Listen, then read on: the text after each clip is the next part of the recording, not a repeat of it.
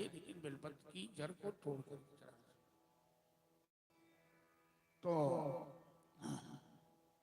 अजामिल उस वेश्या से विवाह कर लिया, उससे अपना संबंध बना लिया। धीरे धीरे अजामिल की पैतृक संपत्ति समाप्त हो गई और उस वेश्या से उसे 9 संतान हुई, 9 पुत्र हुआ। बाद में अजामिल डकैती करना शुरू किया, जुआ खेलना शुरू किया, मदिरा पीना शुरू किया। सभी बुरे आचरण अजामिल के अंदर आ गए। एक दिन संतों की टोली उस गांव से जा रही थी, शाम हो गई थी। संतों ने बच्चों से पूछा, इस गांव में यदि कोई वैष्णव परिवार होगा तो हम लोग रात्रि विश्राम करेंगे।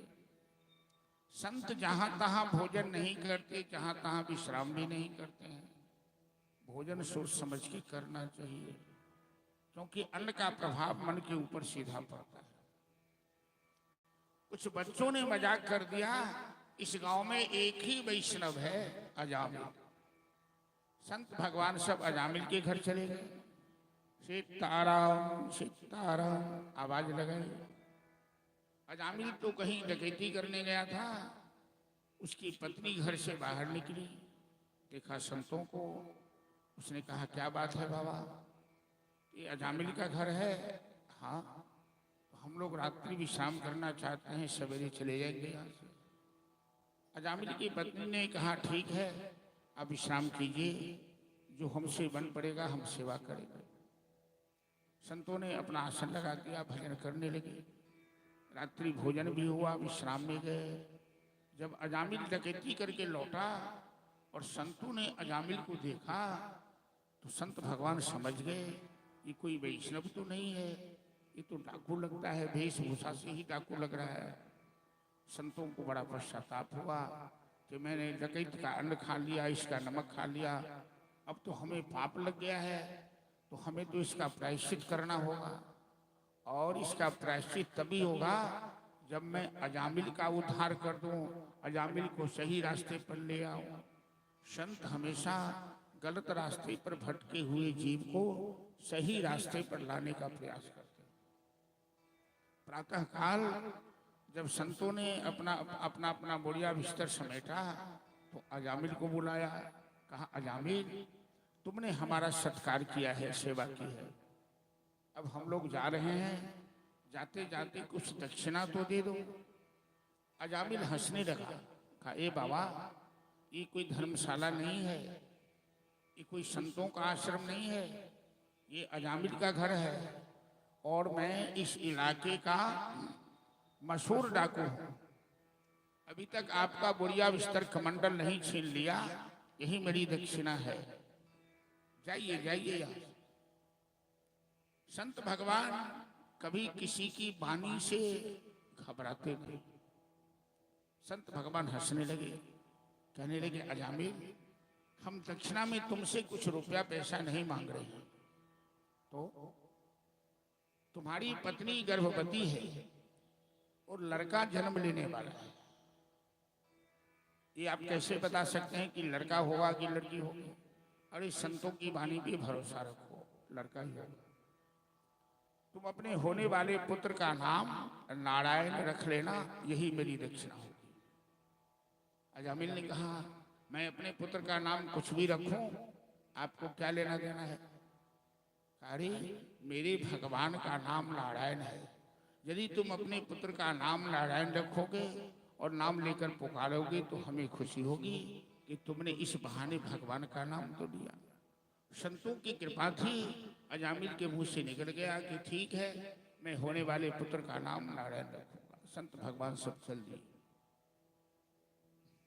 अब जरा सोचिए कि संत कैसे पारखी होते हैं, संत की दूरदृष्टि कैसी होती है। अब समय आया, अजामिल को लड़का हुआ, उसका नाम नारायण रखा और ये 10वां लड़का है अजामिल, सबसे सुंदर है और अजामिल सबसे ज्यादा प्यार इसी लड़का से करता है, इससे अजामिल को अधिक ममता है। पापी आदमी की आयु क्षीण हो जाती है। अजामिल तो जीवन में अच्छा काम कोई किया नहीं था, तो 12 साल पहले उसकी मृत्यु आ गई। अजामिल की आयु क्षीण हो गई और उसे लेने के लिए जमदूत आ गया, तो अजामिल मरण शैया पर पड़ा हुआ है और अजामिल के सामने जमराज भैंसा पर सवार होकर अजामिल के सामने उपस्थित हो गया। अजामिल के गले में रस्सी फांसने लगा। मरने वाले व्यक्ति को भगवान दिव्य दृष्टि देते हैं, चाहे पापी हो चाहे पुण्यात्मा हो। मरने वाला देखता है कि मेरे सामने कौन खड़ा है। यदि पुण्यात्मा है वो मरते समय हंसता है, क्योंकि उसके सामने भगवान के पार्षद खड़े रहते हैं। यदि कोई पापात्मा है वो व्यक्ति चिल्लाता है, वो रोता है, वो मलमूत्र त्याग करता है, क्योंकि उसके सामने जमराज के दूत खड़े होते हैं। जमराज के दूत का भेष बड़ा भयंकर होता है।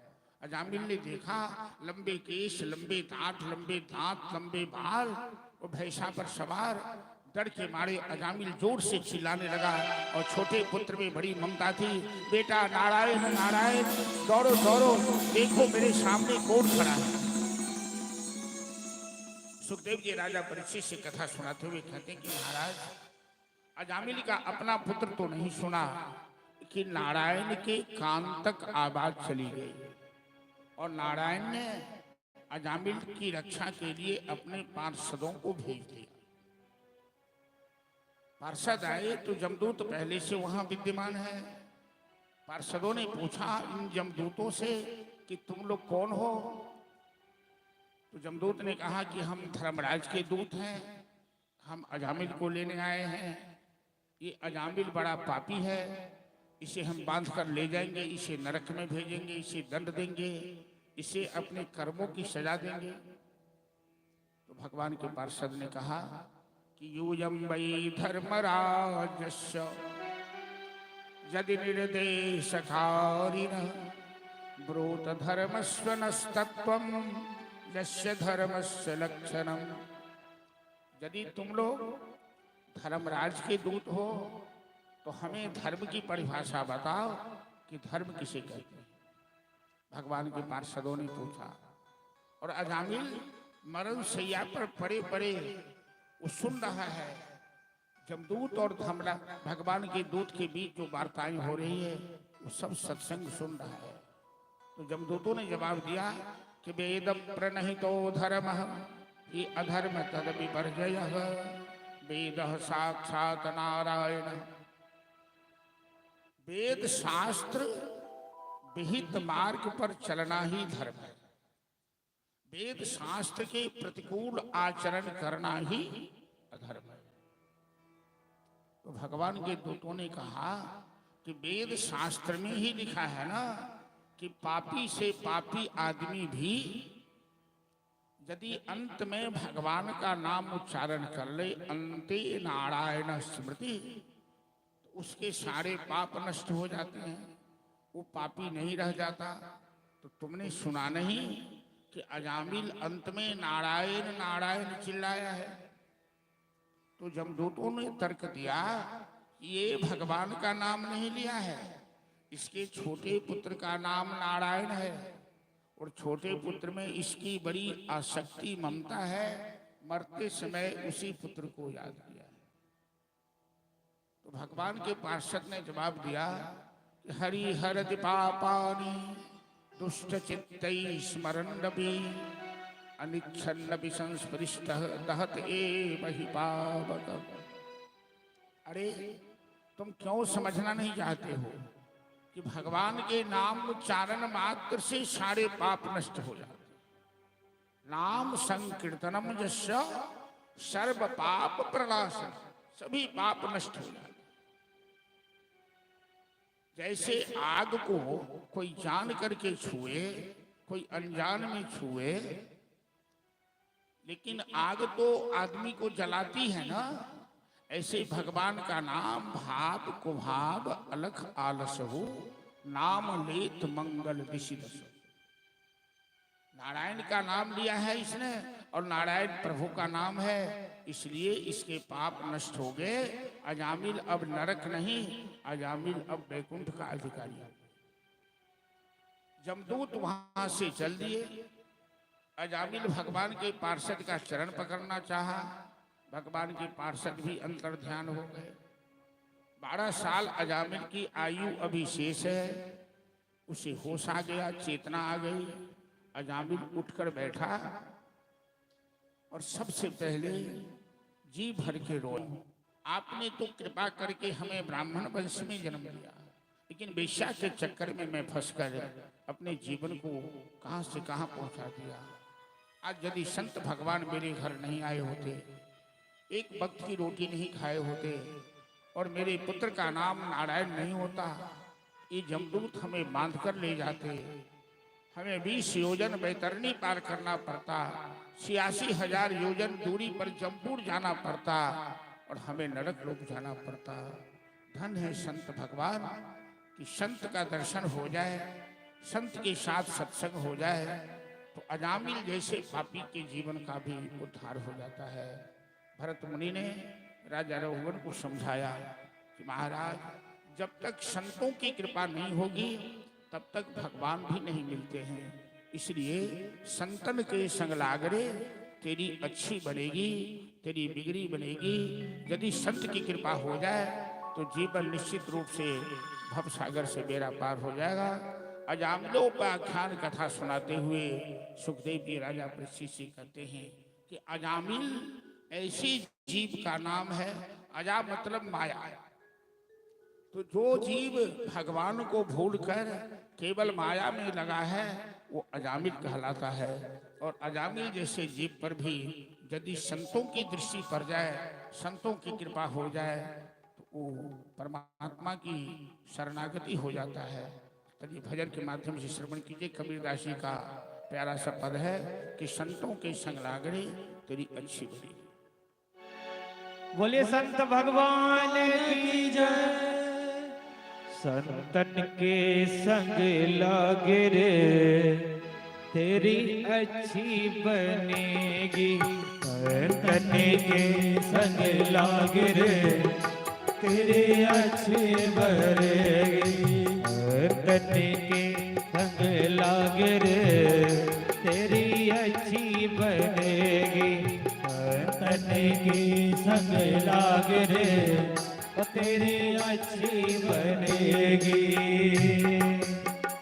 तेरी अच्छी बनेगी, तेरी बिगड़ी बनेगी, तेरी किस्मत जगेगी। ओए गो तेरो बरभाग रे तेरी अच्छी बनेगी। ओए गो तेरो बरभाग रे तेरी अच्छी बनेगी। संतन के संग लागे रे तेरी अच्छी बनेगी।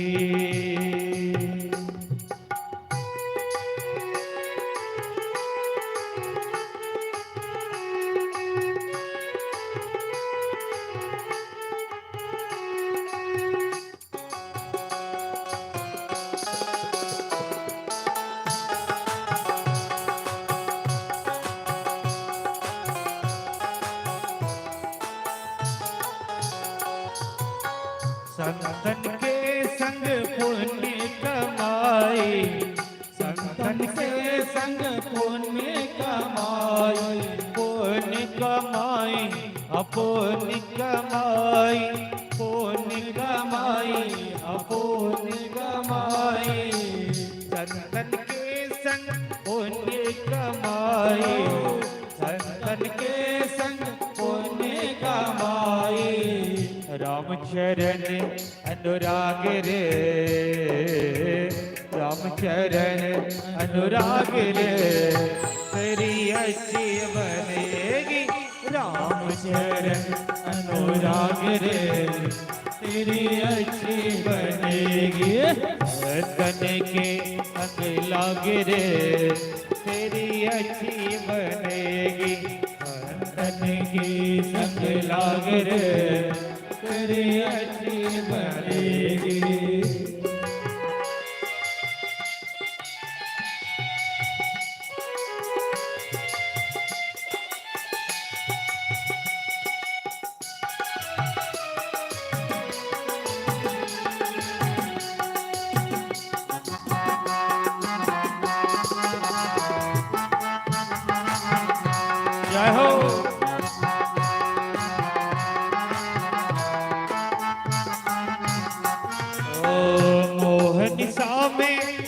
बहुत दिन सोए, मोहन सा में बहुत दिन सोए, बहुत दिन सोए, बहुत दिन सोए, बहुत दिन सोए, बहुत दिन सोए, मोहन सा में बहुत दिन सोए, मोहन सा में बहुत दिन सोए, जाग सके तो जाग रे,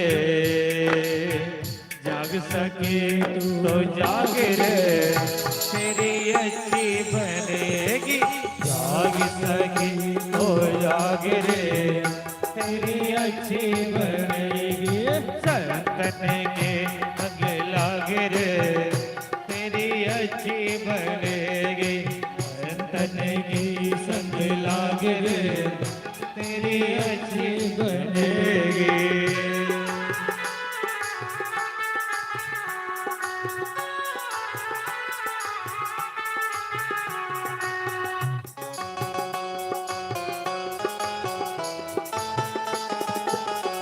जय हो।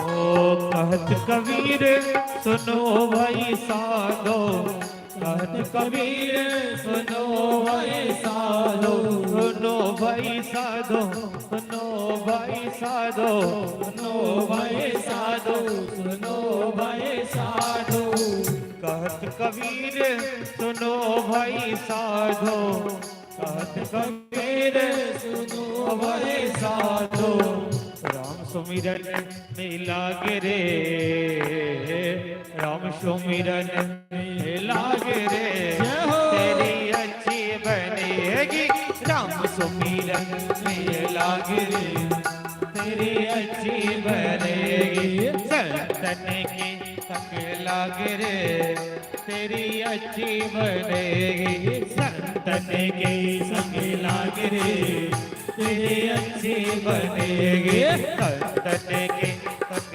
लाग रे, तेरी अच्छी बनेगी, संतन की संग लाग रे, तेरी अच्छी बनेगी। जय जय श्री राधे। जो जीव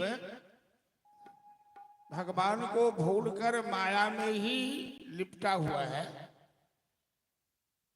ऐसे जीव को अजामिल कहा जाता है, सोया हुआ जीव है, एक जगा हुआ। तो जानिए जब ही जीव सब जागा, उस जीव को जगा हुआ तब समझिए जो विषय का त्याग कर राम पद अनुराग यदि हो जाए तो जगा हुआ है। हम लोग को सोचना है कि हम जगे हुए जीव हैं कि सोए हुए जीव हैं। यदि जगे हुए हैं, भगवान को स्मरण कर रहे हैं, भगवान से प्रेम कर रहे हैं तो ठीक है। यदि केवल संसार का ध्यान कर रहे हैं, संसार का चिंतन कर रहे हैं तो जग जाइए, समय बहुत नहीं है, समय बीतता जा रहा है और समय फिर वापस नहीं आएगा। ये मानव शरीर भगवान ने जगने के लिए दिया है, जगाने के लिए दिया है, सोने के लिए नहीं। 84 लाख में तो सोते हुए आ ही रहे हैं, इसमें कम से कम जगने का प्रयास कीजिए। उठ जाग मुसाफिर भोर भयो, ये संसार कर्म भूमि है, ये सुबह है, रात नहीं है। अज्ञानी मोह निशा में सोते हैं और ज्ञानी भक्ति की रात में जगते रहते हैं।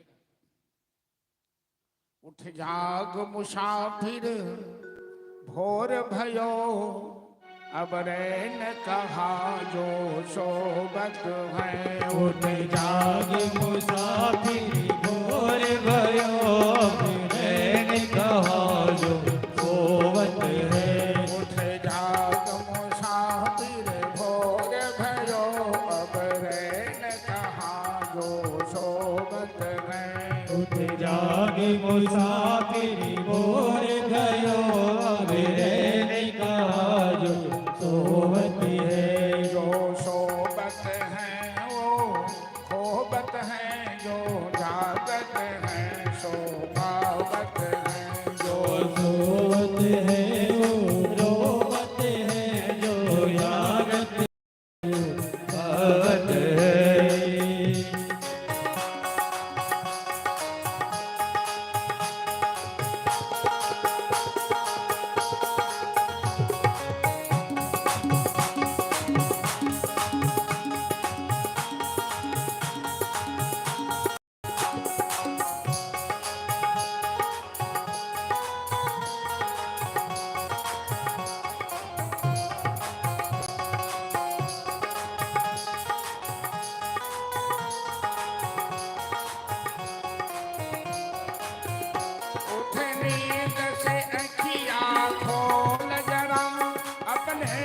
प्रभु का तू ध्यान लगा।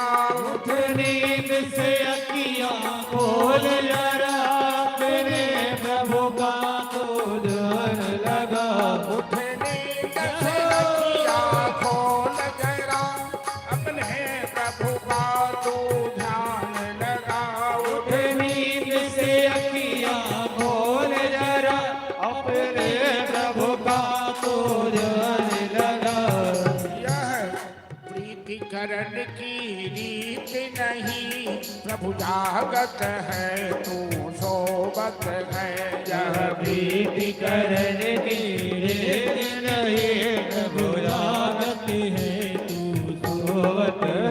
उठ जाग मुसाफिर भोर भयो, अब रैन कहाँ जो सोबत है। उठ जाग मुसाफिर भोर भयो, अब रैन कहाँ जो सोवत है।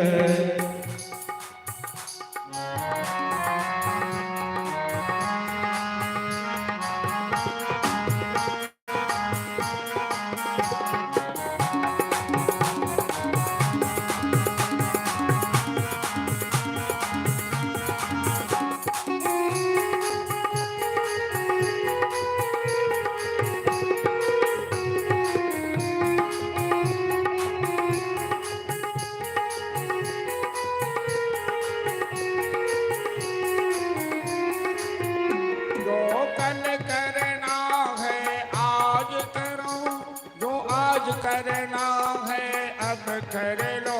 जो कल करना है आज करो, जो आज करना है अब कर लो। जो कल करना है आज करो, जो आज करना है अब कर लो। जो कल करना है आज करो, जो आज करना है अब कर लो। जब चिड़ियों ने सब खेत चुगी, फिर पछताए जाओ है। जब चिड़ियों ने सब खेत चुगे, तब खाए क्या होवत है। उठ जाग मुसाफिर भोर भयो, अब रैन कहाँ जो सोवत है। उठ जाग मुसाफिर भोर भयो, अब रैन कहाँ जो सोवत है। जो सोबत है वो खोबत है, जो जागत है सो पावत है। जो सोवत है वो खोवत है, जो जागत है वो पावत है। जय जय श्री राधे। जरा आपने जीवन में देखिए कि जो आदमी जब जगता है उसको लगता है तभी सवेरा होता है। जो 4 बजे ब्रह्म मुहूर्त में जग गया तो उसके लिए तब सवेरा हुआ, और जो 7 बजे जगने वाला है उसके लिए 7 बजे सवेरा होता है। तो जगिए, जगकर देखिए, ये समय बड़ा अनमोल है, ये जीवन बड़ा अनमोल है। पहले की परिभाषा थी जो कल करना है आज करो, पल में प्रलय होता है बहुत करोगे कब। लेकिन आज की युवा पीढ़ी की सोच बदल गई। आज की युवा पीढ़ी का कहना है जो आज करना है वो कल करो, जो कल करना है वो परसों। चिंता अधिक क्यों करता है, जीना है अभी बरसों। परिभाषा उलट गई। तो अजामिल उपाख्यान से हमारे जीवन में जागृति की शिक्षा प्राप्त होती है। हम लोग सोए हुए जीव, जो संसार के सारे कर्तव्यों का पालन करते हुए परमात्मा को नहीं भूलते, वही गृहस्थी धर्म, वही जगा हुआ है। और जो संसार को भूलकर केवल भगवान को भूलकर केवल माया में उलझा हुआ जीव है, ऐसे जीव अजामिल है। अभी जैसे गर्मी पड़ रही है ना, पता नहीं हम लोगों को बचपन से याद नहीं आ रही है कि ऐसी गर्मी भी कभी पड़ी थी। ऐसी ही गर्मी में एक त्रिकूट पर्वत पे एक हाथी रहता था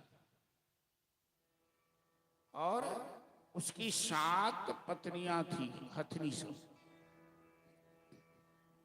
ऐसी प्रचंड गर्मी से तिलमिलाकर अपनी पत्नियों के साथ गजराज सरोवर में पानी पीने आया, स्नान करने आया। तो सरोवर में पानी पीने के साथ साथ अपनी पत्नियों के साथ गजराज मस्ती करना शुरू किया। हाथी का स्वभाव है, जब पानी में प्रवेश करता है तो सूर से जल को उछाल के अपने ऊपर डालता है, एक दूसरे के ऊपर डालता है।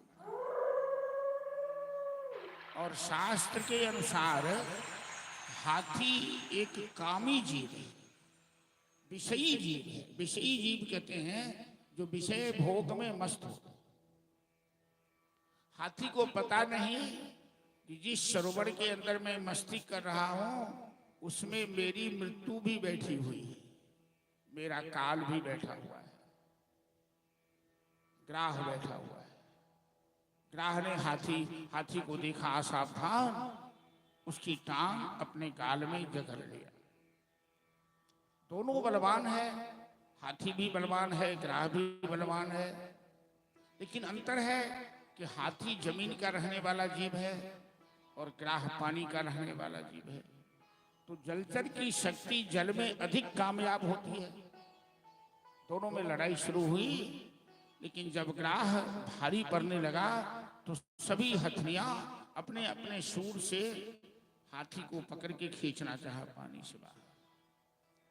सप्ताह भर युद्ध हुआ, लड़ते लड़ते, लेकिन हाथी थक गया।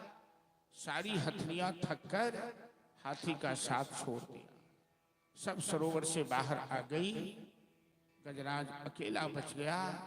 ग्राह भारी पड़ा, हाथी की पूरी टांग घायल है, लहू लहुआन है, ग्राह के गाल में फंसी हुई है।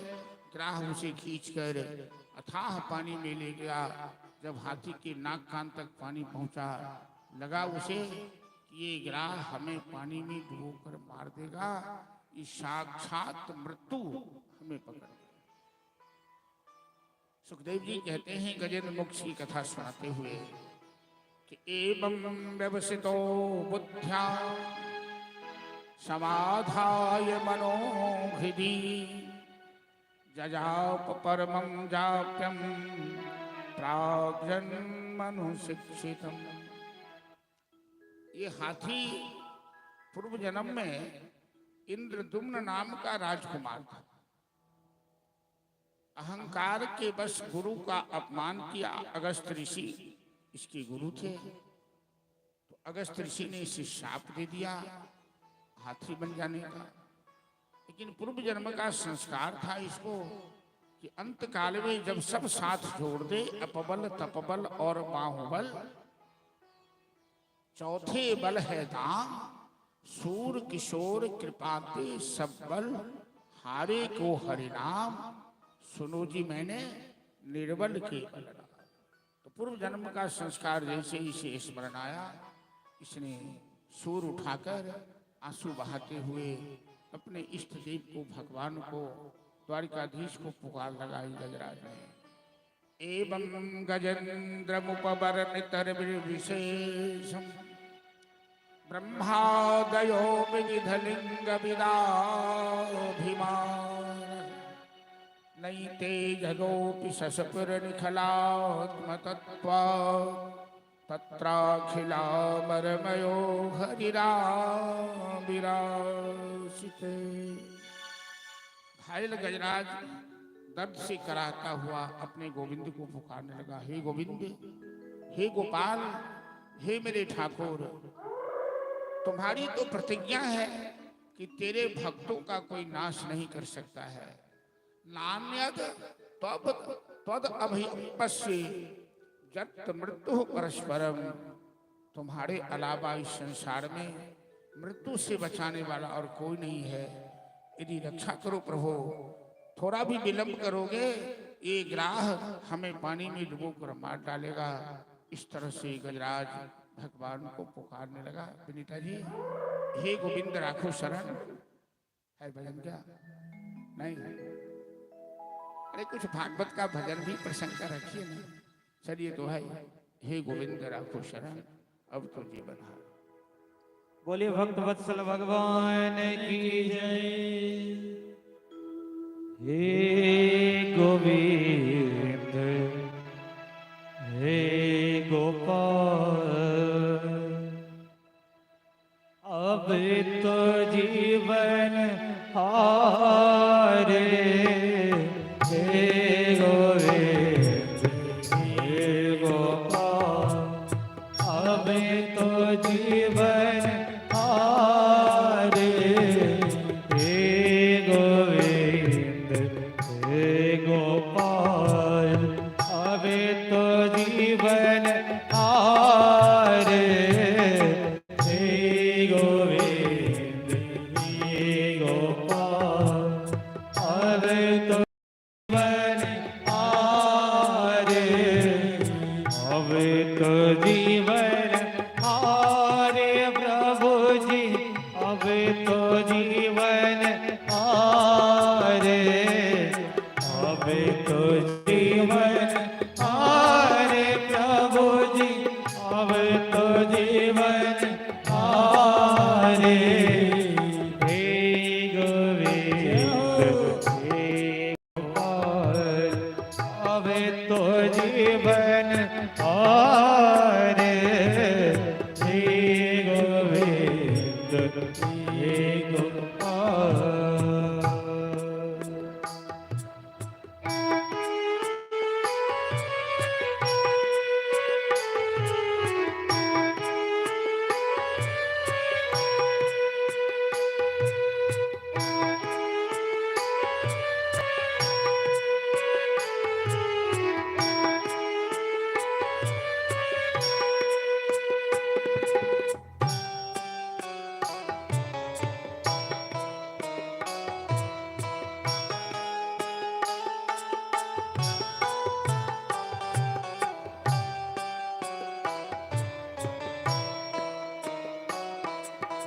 नीर पीवन हेतु गए सिंधु के किनारे, नीर पीवन हेतु गए सिंधु के किनारे, सिंधु बीच वसत ग्राह, सिंधु बीच बसत ग्राह, चरण गही पछारे, सिंधु बीच बसत ग्राह, चरण गही पछारे, हे गोविंद हे गोपाल।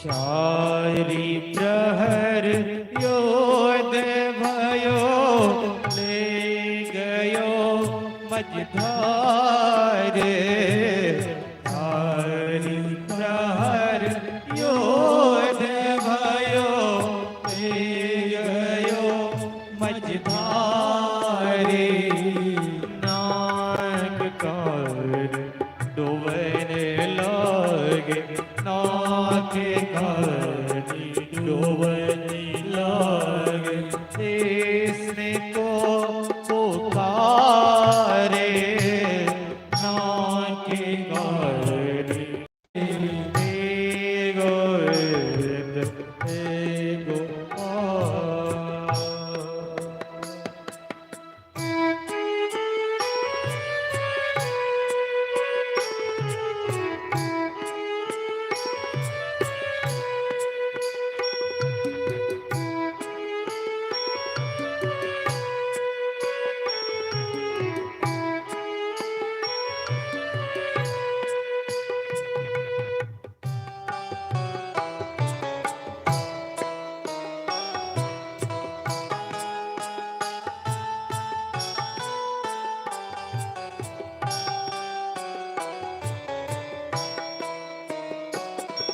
शोर कहे श्याम सुनो शरण है तिहारे।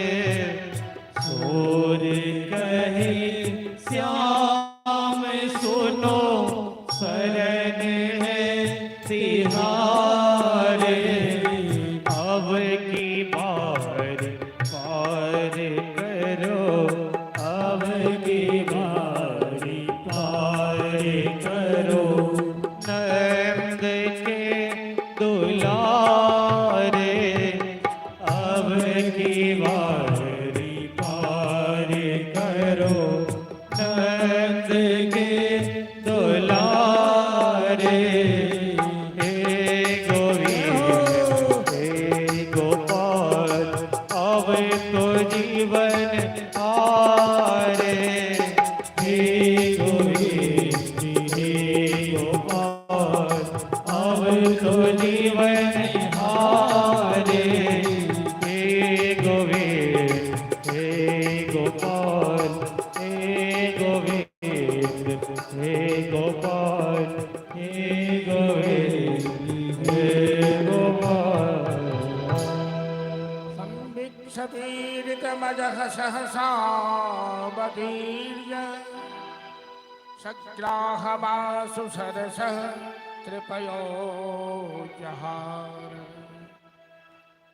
ग्राहात् विपाटितमुखादरिणा गजेन्द्रम् सम्पश्य हरिरमुचमुचधिस्त्रिया।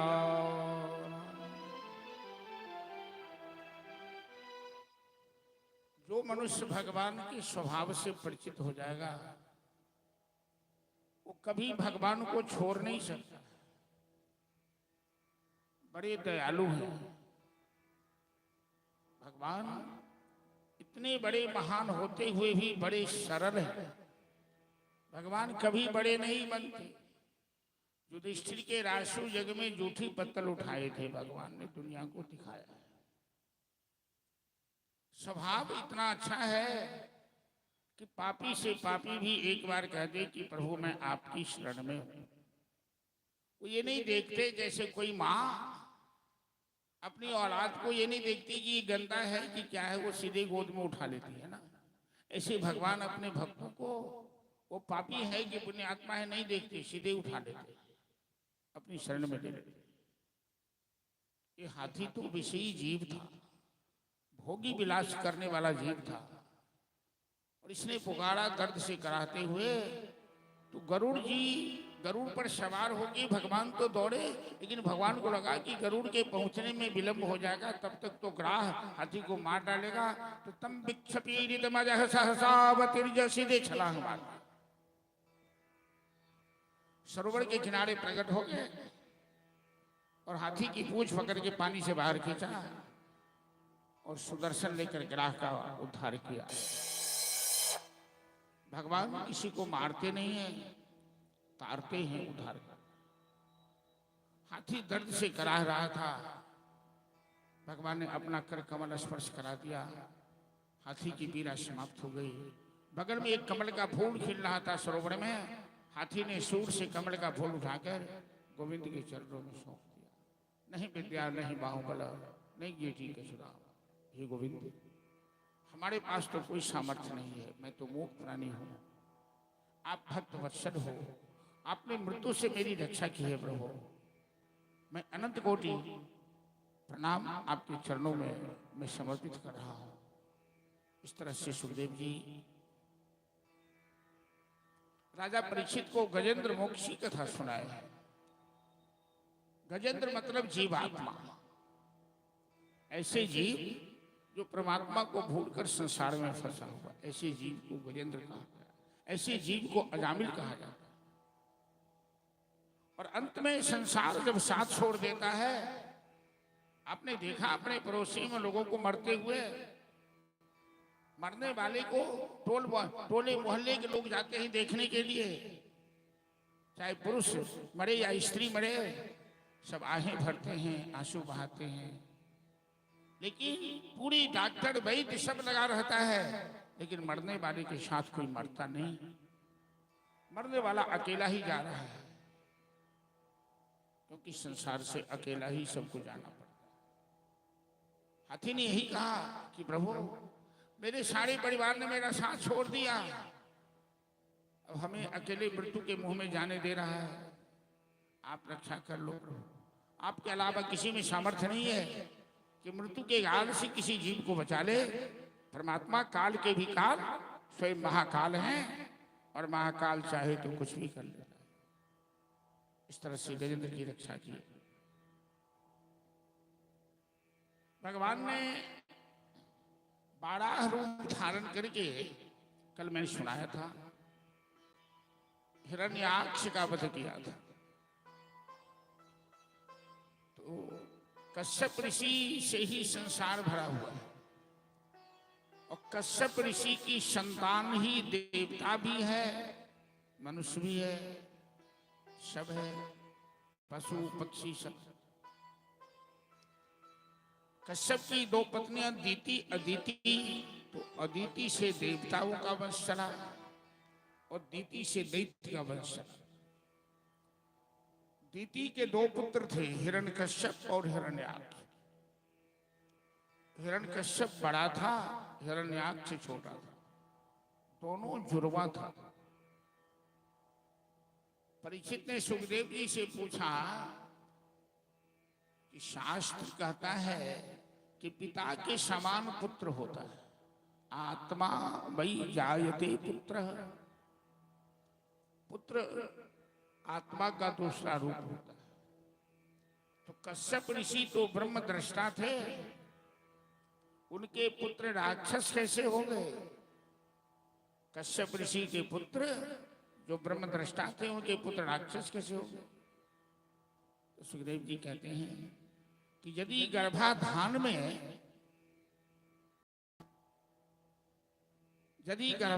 में लापरवाही,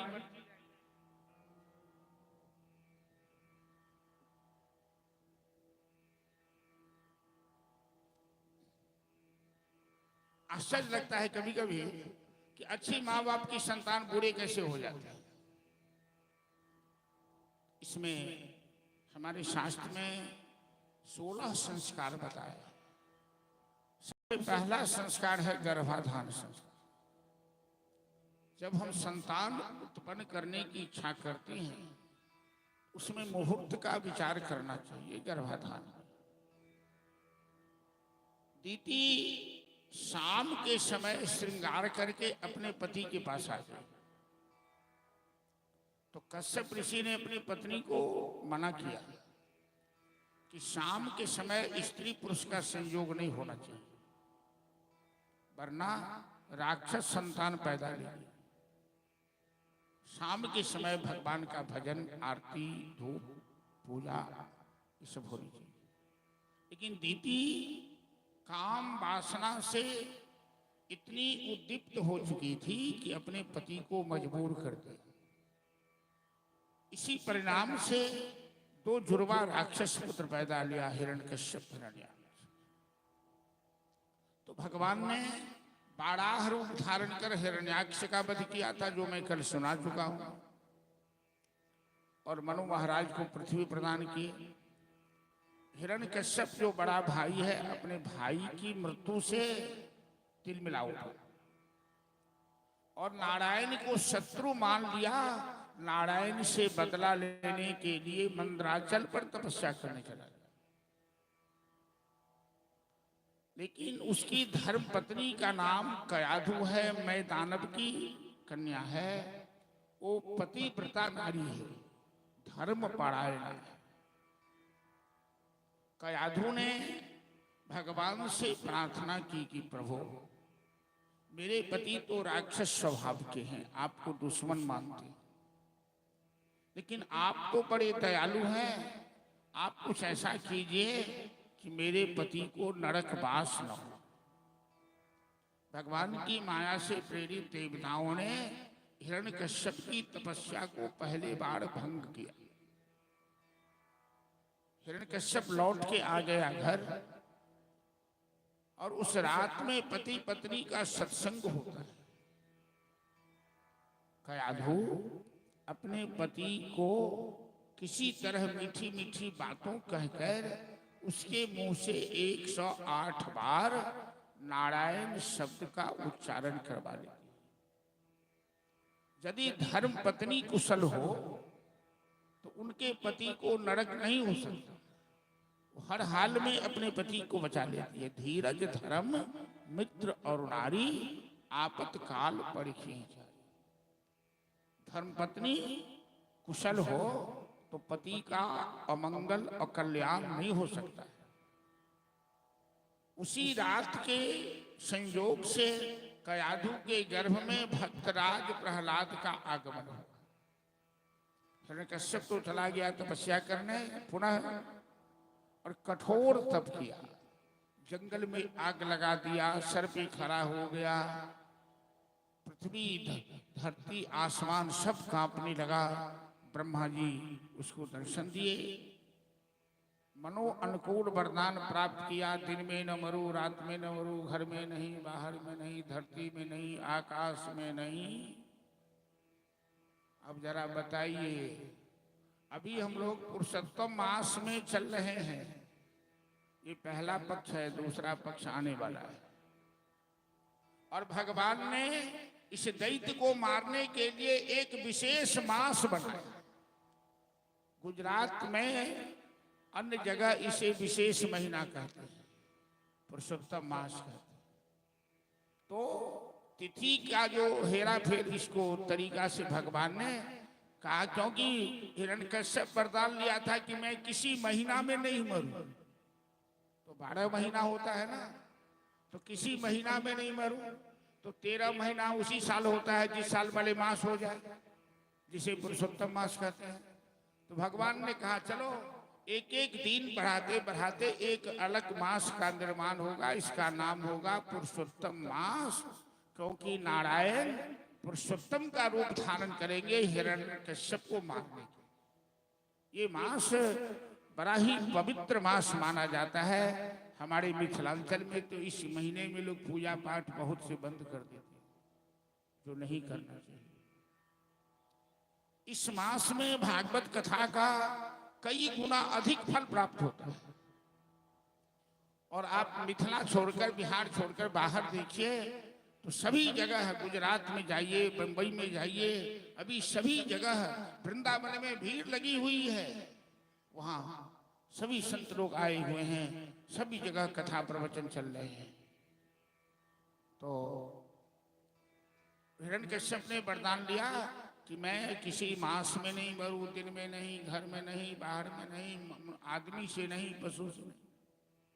ब्रह्मा जी ने सब कुछ कह दिया, तथास्तु तथास्तु। तपस्या पूरी हुई, हिरण्यकश्यप घर लौटा।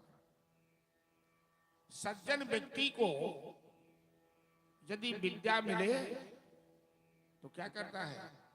लोगों में ज्ञान बांटता है। सज्जन व्यक्ति को यदि धन मिले तो गरीबों की सहायता करता है। और सज्जन व्यक्ति को यदि बल मिले तो दुर्बलों की रक्षा करता है। यही तीनों चीज यदि दुर्जन को प्राप्त हो जाए, विद्या मिले तो विवाद करेगा, धन मिले तो गरीबों को सताएगा, अब बल मिले तो दुर्बलों को सताएगा। हिरण्यकश्यप तो दुर्जन था, उसे सब कुछ मिल गया। अब तीनों लोक में हाहाकार मचा दिया, जग जाप पूजा पाठ सब बंद करा दिया।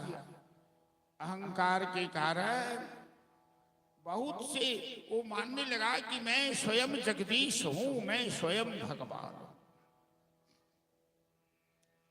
भागवत में एक पौंड्रक राजा की कथा आती है। राजा पौंड्रक ने कहा मैं स्वयं वासुदेव कृष्ण हूं, और 4 हाथ बना लिया, पता नहीं कैसे, हाथ में सुदर्शन भी ले लिया, हनुमान जैसे दूत को भी रख लिया। द्वारकाधीश भगवान ने पौंड्रक का वध किया है। इंसान में यदि भगवान कभी शक्ति देते हैं तो अहंकार नहीं आना चाहिए। बहुत से संत जेल में खिचड़ी क्यों खा रहे हैं? क्योंकि संतों को भगवान ने शक्ति दी, चमत्कार तो दिया, लेकिन उस चमत्कार का दुरुपयोग करना शुरू कर दिया। संत मानने लगे कि मैं शक्तिमान हो गया। अरे शक्तिमान एक ही हो सकता है, एको हम द्वितीयो नास्ति, दूसरा किसी में शक्ति नहीं है, एक उसी परवरदिगार में शक्ति है। तुम कभी भगवान यदि तुम्हें कुछ देते हैं तो उनकी कृपा मान लो, विनम्र बनो। पेड़ में फल लगता है तो डाली झुक जाती है। आदमी को शक्ति और धन प्राप्त हो, विद्या प्राप्त हो तो विनम्र होना चाहिए। अहंकार हिरण्यकश्यप तीनों लोक में आतंक फैला दिया, यज्ञ जाप पूजा पाठ सब बंद करा दिया। अब पृथ्वी कांपने लगी, सभी त्राही त्राही करने लगे। भगवान से प्रार्थना की, भगवान ने कहा धैर्य रखो, उसके घर से ही उसका विरोध शुरू होने वाला है। 4 पुत्र हैं हिरण्यकश्यप के। सबसे छोटे पुत्र का नाम है प्रहलाद, बड़ा सुंदर है। और प्रहलाद जी का जन्म कहाँ हुआ? नारद जी के आश्रम। क्योंकि देवराज इंद्र ने हिरण्यकश्यप की तपस्या के समय उसकी पत्नी का अपहरण कर लिया और नारद जी उसके चंगुल से छुड़ाकर वो अपने आश्रम में ले गए और वहीं कयाधु संत महात्माओं के बीच सत्संग करती रही कि वेद गीता रामायण भागवत का। और प्रहलाद माँ के गर्भ में पल रहा था तो माँ के गर्भ में ही प्रहलाद को भगवान की भक्ति प्राप्त हो गई, शास्त्रों का ज्ञान प्राप्त हो गया। आज प्रहलाद पाठशाला से पढ़ के आया, दैत्य पाठशाला है हिरण्यकश्यप के पास, तो प्रहलाद को पढ़ने के लिए भेजा।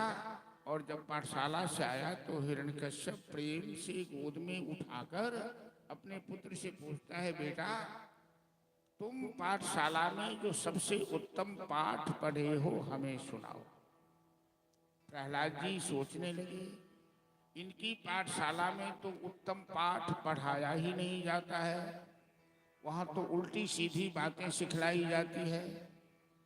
लेकिन पिताजी तो हमें उत्तम पाठ के विषय में पूछ रहे हैं। तो माँ के गर्भ में जब मैं था तो माँ के गर्भ में नारद मुनि के आश्रम में मैंने उत्तम पाठ का ज्ञान प्राप्त किया है। प्रहलाद जी कहते हैं, पिताजी आपकी पाठशाला में तो उत्तम पाठ पढ़ा देती है। भगवान कभी किसी के शत्रु नहीं होते, वो तो जगत पिता हैं, वो परम मित्र हैं। आप अपनी दृष्टि को साफ कीजिए। हिरण्यकश्यप तिलमिलाकर प्रहलाद को पाठशाला में दाखिल कर दिया। शुक्राचार्य के 2 पुत्र वहां अध्यापक हैं, चंड और अमर्क। उन शिक्षकों को हिदायत कर दिया। देखिए, शिक्षक नौकर नहीं होता है। आज हमारे देश में खास करके बिहार में शिक्षकों को साथ मजदूर से भी बढ़ के सलूक किया जा रहा है। बिहार सरकार की नजर में शिक्षक मूर्ख हैं। शिक्षक ज्ञान देने के लिए नहीं है। शिक्षक गाय बकरी भैंस बैल गिनने के लिए हैं, पाठशाला में पढ़ाने के लिए नहीं है। अंधेर नगरी चौपट राजा, टके सिर भाजी चके सिर खाजा। क्योंकि सरकार चाहती नहीं कि जनता शिक्षित हो। जनता शिक्षित होगी तो सरकार कभी जनता को मूर्ख नहीं बना सकती। इसीलिए शिक्षा का विकास चाहती नहीं।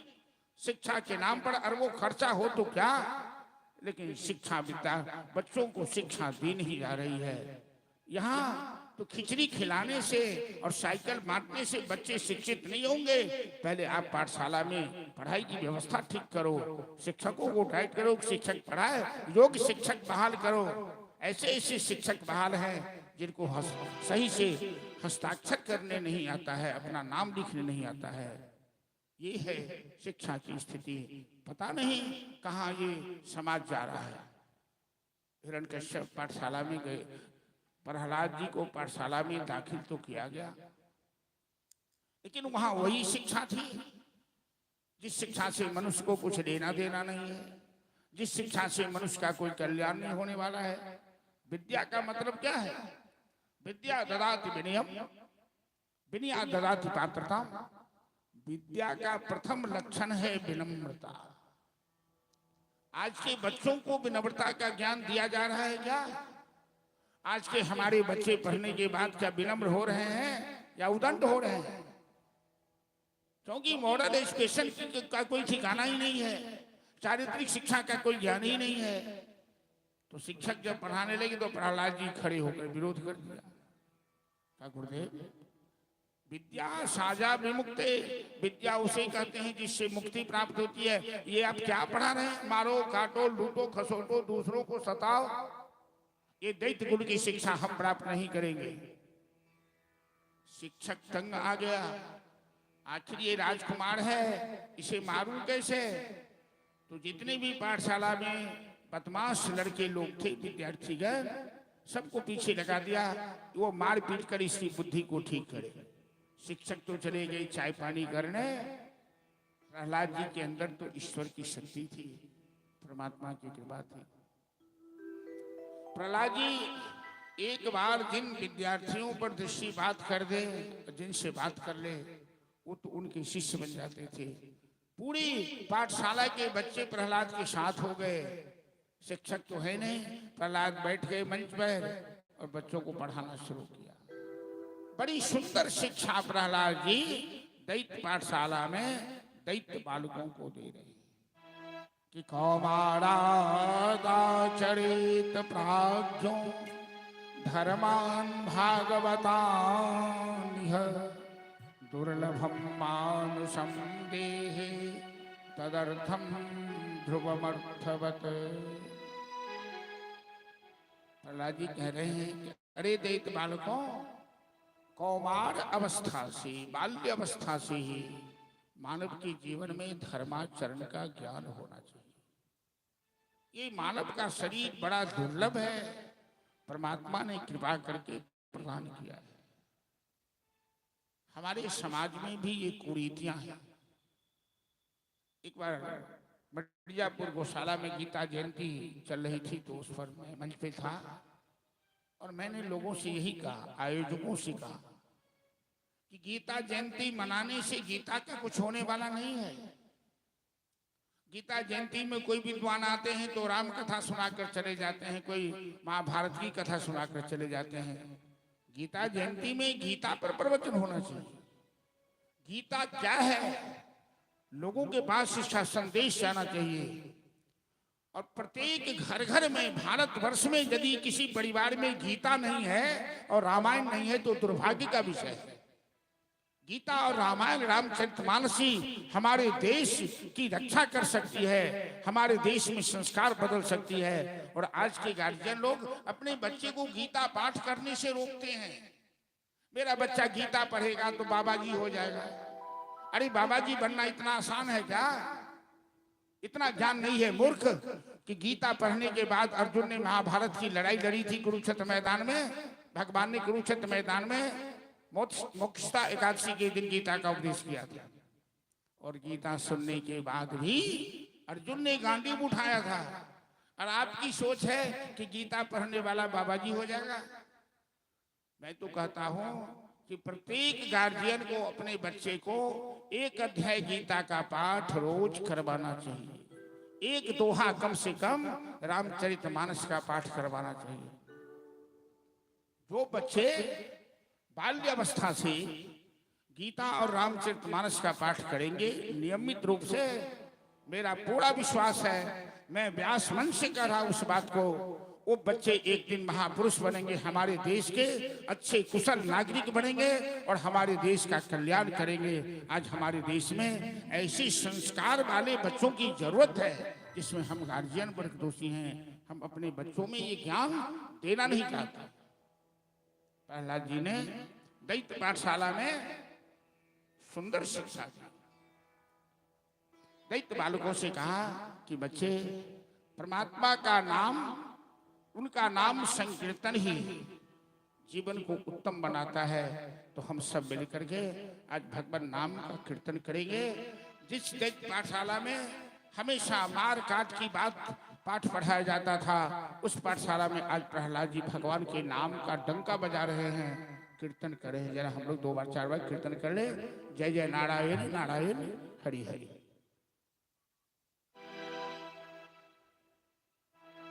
जय जय नारायण नारायण हरि हरि, जय जय नारायण नारायण हरि हरि, जय जय नारायण नारायण हरि हरि, जय जय नारायण नारायण हरि हरि। तेरी लीला प्रभु है न्यारी न्यारी हरि हरि, ओ तेरी लीला प्रभु है न्यारी न्यारी हरि हरि। ओ तेरी महिमा, तेरी महिमा प्रभु है प्यारी प्यारी हरि हरि, ओ तेरी महिमा प्रभु है प्यारे प्यारे हरि हरि। ओ जय जय नारायण हरि हरि, जय जय नारायण नारायण हरि हरि। ओ लक्ष्मी नारायण नारायण हरि हरि, लक्ष्मी नारायण नारायण हरि हरि। हरि ओम नारायण हरि ओम नारायण हरि ओम नारायण हरि ओम नारायण, जय जय नारायण नारायण हरि हरि, हो जय जय नारायण नारायण हरि हरि। बोलो नारायण नारायण हरि हरि, बोलो नारायण नारायण हरि हरि। अलख निरंजन सब दुख भंजन, जन मन रंजन दाता, जन मन रंजन दाता, जन मन रंजन दाता। हमें शरण दो अपनी शरण में, हे प्रभु भाग्य विधाता, हे प्रभु भाग्य विधाता, हे प्रभु भाग्य विधाता। उसने लाखों की नैया हरी करी हरि हरि, हो उसने लाखों की नैया तारी तारी हरि हरि। जय जय नारायण जय जय नारायण नारायण हरि हरि। बद्री नारायण नारायण हरि हरि, हो बद्री नारायण नारायण हरि हरि। जय जय नारायण नारायण हरि हरि, जय जय नारायण नारायण हरि हरि। जय जय श्री श्री राम। राधे श्याम। हिरण्यकश्यप आ गया इंक्वायरी कर, काये मास्टर साहब ये मैं क्या देख रहा हूं, ये देवताओं की पाठशाला है कि दैत्य की पाठशाला है? शिक्षक ने कहा महाराज आपके पुत्र में देवताओं का वास है, मैं इसे नहीं पढ़ा सकता, मैं इसे नहीं बदल सकता। ये यदि कुछ दिन और रह गया, ये दैत्य पाठशाला न रहकर देव पाठशाला बन जाएगी। हिरण्यकश्यप प्रहलाद को घर ले गया, अंतिम बार उसे चेतावनी दे रहा है कि मैं तुम्हें अंतिम चेतावनी दे रहा हूं, यदि तुमने मेरे शत्रु का नाम लेना बंद नहीं किया तो मैं तुझे फांसी पर चढ़ा दूंगा। प्रहलाद जी कहते हैं पिताजी कितने बार मारने की धमकी दोगे हमें? अरे हम तो ये जानते हैं कि मारने वाला है भगवान, बचाने वाला है। बाल न बाका होता उसका जिसका रक्षक दयालु था। अंत में हिरण्यकश्यप ने सोचा यदि ये बालक जिंदा रहा तो जो प्रजा हमसे आंखें नहीं वो हमारे विरोध में खड़ी हो जाएगी। जल्लाद को बुलाया, काले जा इस बालक को पहाड़ की चोटी से फेंक दो, मर जाएगा। भागा। हजारों फीट पहाड़ की ऊंचाई से प्रहलाद को समुद्र में फेंक दिया। लेकिन माता लक्ष्मी कमल का फूल लेकर प्रहलाद जी को सहारा दे दिया। प्रहलाद जी की शरीर में एक खरोंच तक नहीं आई। अब प्रहलाद जी को पूर्ण विश्वास हो गया का कोई नहीं कर सकता, मेरे जगदीश भगवान मेरी रक्षा कर रहे हैं। अब प्रहलाद जी पूरे गांव में नगर में घूम घूम कर कहने लगे, मैं कहता डंका की चोट से, ध्यान से सुनियो लाला, अपना हरि है हजार हाथ वाला, मारने वाले से बचाने वाला हमेशा बलवान होता है। भजन के माध्यम से समझिए। मैं कहता डंके की चोट पर,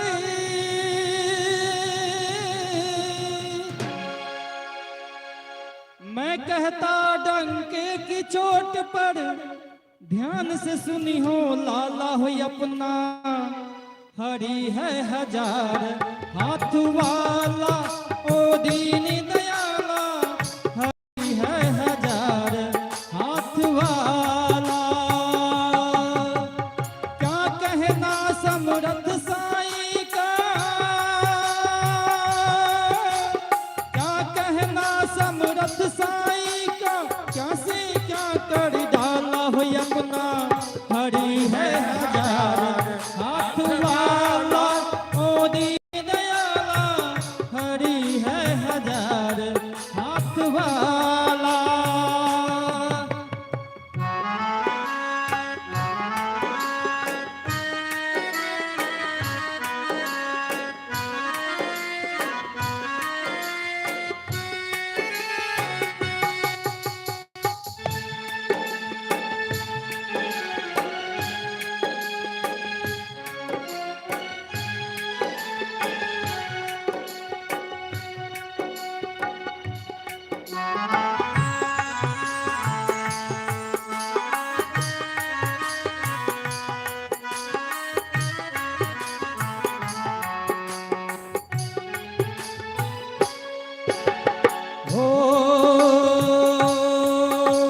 कौन बटोरे कंकड़ पत्थर, जब हो हाथ में हीरा,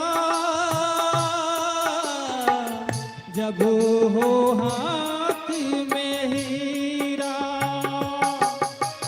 कंचन सदा रहेगा कंचन, और कबीर कबीरा, और कबीर कबीरा। सच के आगे झूठ का निकला, सच के आगे झूठ का निकला, हरदम यहाँ दीवाना हो अपना हरि है हजार हाथ वाला, ओ दीन दयाला हरि है हजार हाथ वाला।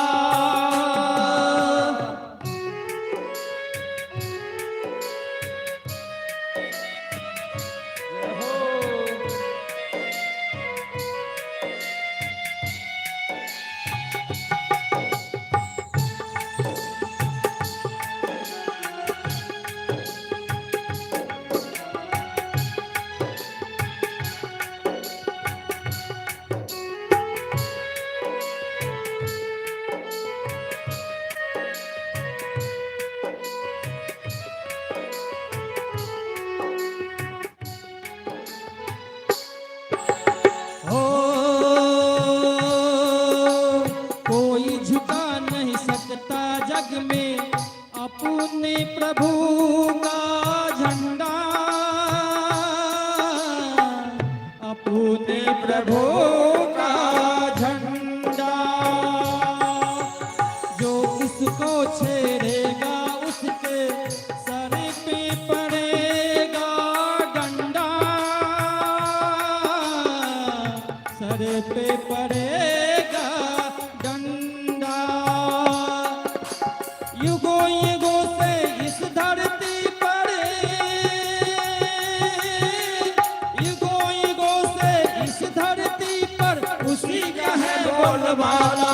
अपना हरे है हजार हाथ वाला ओ दीन दयाला हरे है हजार हाथ वाला।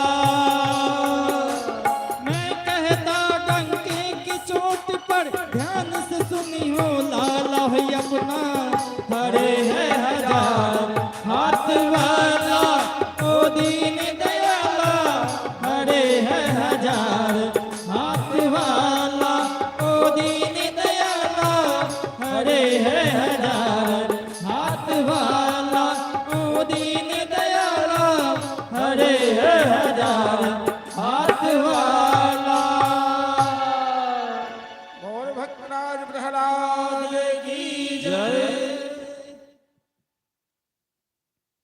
हिरण्यकश्यप ने उनको प्रसाद दे देते ना, चले गए।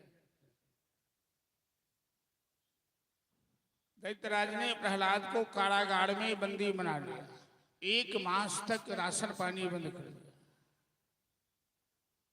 प्रहलाद और भी हट्टे कट्टे होके निकले कारागार से। हिरण्यकश्यप ने पूछा, अरे मूर्ख, कारागार में तुमको भोजन किसने दिया? नाम बताओ, उसे मैं फांसी पर चढ़ा दूं। प्रहलाद जी कहते हैं, पिताजी 1 मास 1 महीना भोजन किसने दिया? ये सोचकर आप इतने परेशान हो? और जब माँ के गर्भ में बच्चा 10 महीना रहता है, उसे भोजन कौन देता है? कभी तुमने सोचा? जो परमात्मा माँ के गर्भ में बच्चे को आहार भेजता है, वही हमें कारागार में भोजन दिया, तुम उसे फांसी पर चढ़ा दो। विषैले सांपों के बीच कोठरी में बंद कर दिया, सांप भी प्रहलाद को नहीं काटा। पागल हाथी के नीचे फेंका, वो भी प्रहलाद को मस्तक पर बैठाकर नाचने लगा। क्योंकि जो मनुष्य के अंदर भगवान पर भरोसा है, विश्वास है, सच्चा विश्वास है, जो पूर्ण अहिंसक है, तो हिंसक पशु भी उसके साथ अपनी हिंसा भूल जाता है। अंत में हिरण्यकश्यप की बहन सिंहिका, होलिका जिसका नाम है, का चिंता मत करो, कल इसे चौराहे पर मार डालो। हमें ब्रह्मा से एक चादर प्राप्त है, जिस चादर के प्रभाव से आग मेरा कुछ नहीं बिगाड़ सकती है। प्रहलाद की माता कयाधु ने अपनी ननद से कहा कि तुम क्यों मेरे बेटा को मारना चाहती है? तू तो मांझिन है, तू नहीं समझेगी कि एक बच्चे को जन्म देने में मां को कितना कष्ट होता है। फिर भी होलिका चौराहे पर चिता लगाई गई, होलिका दहन जिसे हम लोग मनाते हैं। दर्शक दीघा में बड़ी भीड़ लगी थी। होलिका चादर ओढ़कर प्रहलाद को गोद में लेकर चिता में प्रवेश किया। भगवान मर्यादा रक्षक है, भगवान भक्त वत्सल है, किसी की मर्यादा को तोड़ते नहीं है। तोड़ना जोड़ना तो उनके हाथ का खेला है। ऐसा हवा का झोंका आया कि होलिका के शरीर से चादर उड़ गई और होलिका उसी अग्नि की ज्वाला में जलकर राख हो गए और प्रहलाद के शरीर में कहीं कुछ भी नहीं हुआ। सिंहासन पर बैठे दैत्यराज चिल्लाने लगा, अरे नादान, क्या आग तुझे जला नहीं रही है? तो चिता के अंदर से प्रहलाद जी कहते हैं, तातेश बहनी पवनेरि तोपी नौमाम दहत अत समंत तो हम। ये अग्नि की ज्वाला तो हमें चंदन के समान लग रही है पिताजी, हमें कोई जलन नहीं हो रही है। आश्चर्य की बात मत मानिए, हनुमान जी ने सोने की लंका जला दी, लेकिन विभीषण की फूस की कुटिया नहीं जली। गोस्वामी जी लिखते हैं कि जाड़ा नगर निमिख एक माह, एक विभीषण कर गृह नाही। हनुमान जी की पूछ भी नहीं जली, सोने की लंका जल गई, क्योंकि अग्नि में जो दाहक शक्ति है वो मेरे नारायण की है। नारायण के मुंह से अग्नि निकली है, वो नारायण की अग्नि में शक्ति दे अशक्ति छीन ले, उनका काम है। अंत में दैत्यराज तिल मिलाकर प्रहलाद को खंभे से जंजीर से जकड़ दिया, बांध दिया। अपना बेटा कैसा भी नालायक हो, पिता पुत्र का वध नहीं करता। हिरण्यकश्यप इस नीचता पर भी उतर आया और प्रहलाद को अपने हाथ से मारना चाहता। हाथ में तलवार लेकर पूछा, गरजते हुए डांटते हुए, मूर्ख, दस्पया मंद भागवतो मदन्यो जगदीश्वर है। अरे मूर्ख बालक, मैं जगदीश हूं, मैं भगवान, मेरे अलावा कोई नहीं है। आज यदि तेरा कोई भगवान है, तुम्हें इतना भरोसा है, तो बोल मेरा मुकाबला करेगा आकर। आज मैं तुझे इसी तलवार से मार डालूंगा, बोल अपने भगवान को बचाने के लिए। तो प्रहलाद जी कहते हैं, पिताजी, ऊंची आवाज बोलने से सत्य को दबाया नहीं जा सकता। न केवलम में भवतस्य राजन सवै बलम बलिनाम च परेशाम परे बेरेवी स्थिर जंगमाय ब्रह्मा दयो ये नमसम। मेरे भगवान सबके अंदर व्याप्त हैं, हम में, तुम में, खड़ग खम्भ में, सब जगह। दैत्यराज आवेश में आकर जोर से लात मारा, खंभे को तोड़ दिया। कारे मूर्ख, यदि तेरा भगवान व्याप्त है तो इस खंभा में क्यों नहीं है? कस्मात स्तंभे न दृश्यते, इस खंभा में क्यों नहीं दिखाई देता है? सुखदेव जी कह रहे हैं, परीक्षित से महाराज, प्रहलाद के मुंह से निकल गया कि मेरे भगवान इस खंभा में भी बैठे। तो सत्यम विधातुम निज भृत्य भाषितम व्याप्तम च भूते चखलेषु चात्मनः। अपने भक्त की वाणी को सत्य साबित करने के लिए भगवान खंभा फाड़ कर प्रकट हो गए। वो नरसिंह भगवान की जय। और आज ये पुरुषोत्तम मास पुरुषोत्तम हो गया, उत्तम हो गया।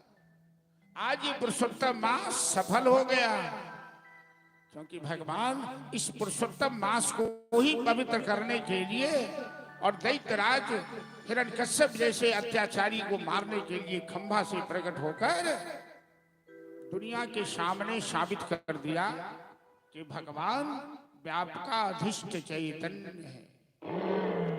मालूम है कि हम लोगों के समाज में, हमारे देश में पत्थर की पूजा कब से हो रही है?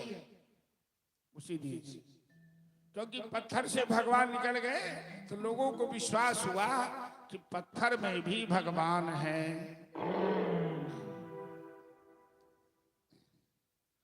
प्रीत जहां की रीत सदा, मैं गीत वहां के गाता हूं, भारत का रहने वाला हूं, भारत की बात सुनाता।